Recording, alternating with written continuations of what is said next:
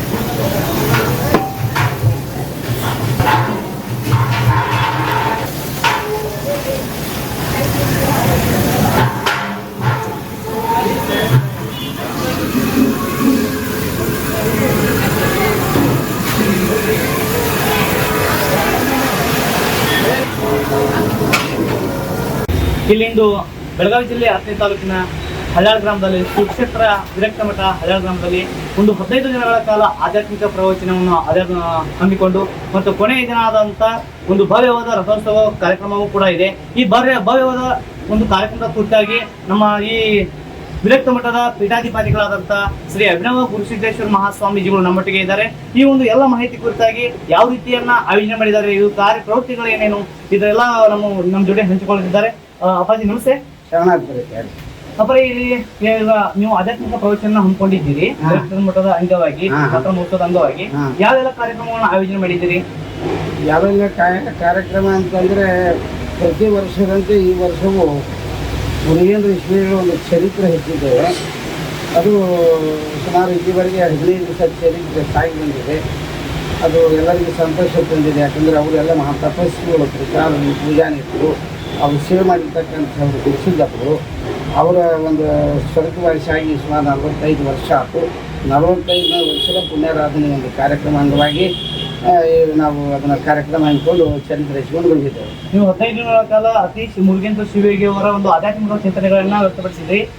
ಅತಿ ಶಿವಯೋಗಿ ಮತ್ತು ಶಿವಯೋಗಿ ಅವರಿಗೂ ಮತ್ತು ಅದೇ ರೀತಿಯಾಗಿ ಹಳ್ಯಾಳ ಗ್ರಾಮದ ವಿರಕ್ತ ಮಠದ ಒಂದು ಗುರುಸಿದ್ದೇಶ್ವರ ಮಹಾಸ್ವಾಮಿಗಳು ಇರುವಂತಹ ಒಂದು ನಂಟು ಯಾವ ರೀತಿ ಇದೆ ಅಂತ ಹೇಳ್ತಾರೆ?